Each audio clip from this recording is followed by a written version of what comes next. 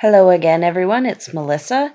In this video, I'm going to be showing you how you can use your very well and extensively filled out family tree to discover how exactly you are related to your DNA matches. Once you've got your tree very well filled out, I have pretty much all of the parents and grandparents for hundreds of years back, but also their children, brothers, sisters. So once you've got it filled out very well, you want to click on DNA and go to your DNA results summary. This is the DNA matches section here. What you want to do is pay attention to this area right here. If you just got your tree filled in really good, you may need to give this a few weeks because Ancestry has to look at your tree and all your matches trees, and they have to look through them, comb through them, and find where you guys match, and then it will create these for you, your shared ancestor hints. So right now I've got 157 of them. You might just have a few or none just yet, but if you have none yet, give it a little time. And the more extensively you fill out your tree, the more of these shared ancestor hints you are going to get. So click on Shared Ancestor Hints, and it will take you to this page. These are your DNA matches here on the left. This tells you the approximate relationship you have. And this will tell you over here if they have a family tree and how many people are in it. So I like to go to people who have really extensive trees. This person's got 9,000 people in their tree, and this little leaf here means that me and them have a shared ancestor hint with each other. So I'm just going to scroll down here and choose someone. This way, yeah, 800 people in the tree. So I'll just view the match, and it will show me exactly how we're related. So you could see their ethnicity estimate up here. It doesn't give you the pie chart or the numbers.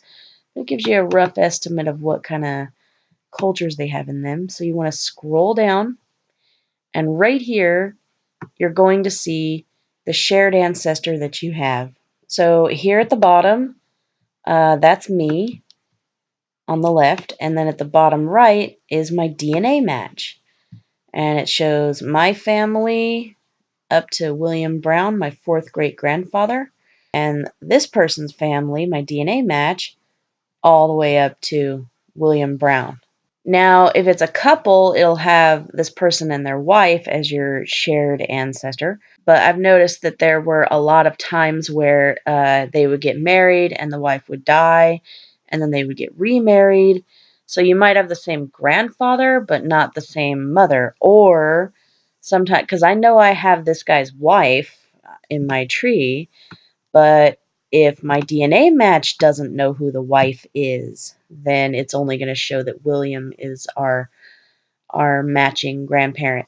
So if they just don't have the wife in their tree, then because it's showing me what they have in their tree that matches what I have in my tree.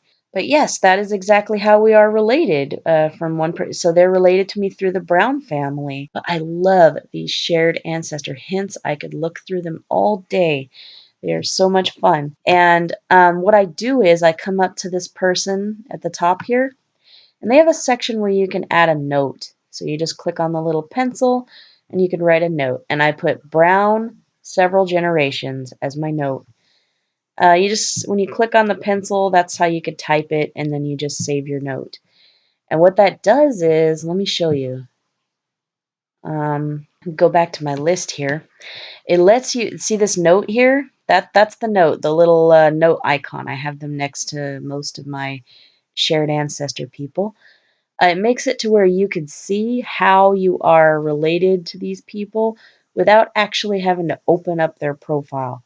So all you have to do is put your mouse over the note and click the note one time, and you see a little preview of what the note says, Brown several generations. And so I do that with all of them. Dad's dad, Browns, and Broyles. Okay. And then here is Minnie's dad. Minnie is my great-grandma on my dad's side. Minnie Allen's her maiden name. So, yeah, you can see I can just take a little quick glance at it like that. Now, what if you run into someone where you have no idea how you're related to them?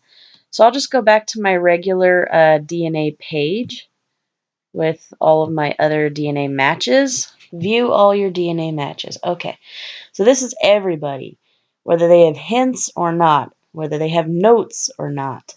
And most of the people on my first page do have a note because I've gotten bored and gone through and made notes for all of them.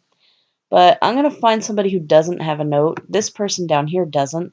So I'm going to click on them. And I'm going to show you how I would put a note on them to tell me how they're related to me. Okay, they have no note. And this is like worst case scenario here. They don't have a family tree. Or their family tree is locked or something. Whatever. No shared ancestor hint. No way of knowing how I'm related to this person at all.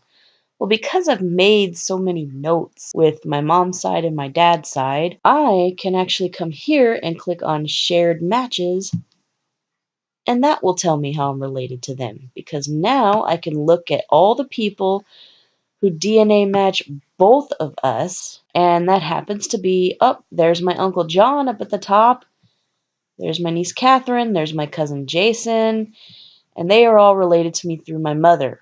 So, or I could just click on their little note and it'll tell me how we're related. We're related through mom. Like, say, those people, I know them personally, but let's scroll down to people I don't know personally. I can read this note.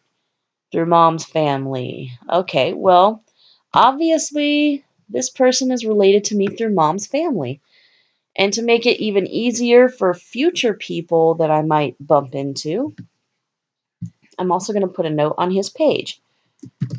Through mom's family. Okay. Now, if I see anyone else who happens to be a match to him, I will have all kinds of shared matches that I can look at. So that's a trick you can do. Once you've put a lot of notes on other people's pages, if you find somebody with no note, no tree, no nothing, you can always look at your shared matches and then scroll down and look for notes. And that will tell you how you're related to them. And make sure you put a note on them too. The more people you have with notes, the better. The more you can organize your DNA matches and know how you are related to all of these people. I keep saying that Ancestry should have folders that we could put our matches into. Like, I'll put, everyone who's related to me through my mother, I'll put them in my mother folder. And through my father, I'll put them in my dad folder. And even subcategories like specifically through Grandma Barbara or Great Grandma Minnie, just like I would love that so much. I would love it. But I heard that if you were able to test both of your parents, that they do have a mother and father button now. But unfortunately, that button doesn't show up unless you tested both of your parents. And my parents passed away about 4 years ago, so I was not able to test them. But my Uncle John did get the test, and my niece did, and my cousin did. So they are at least markers for me on who is related through my mother's family.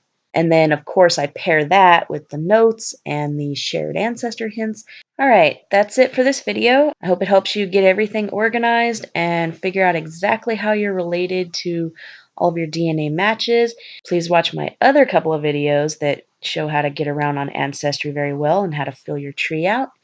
Thank you for watching and have a great day.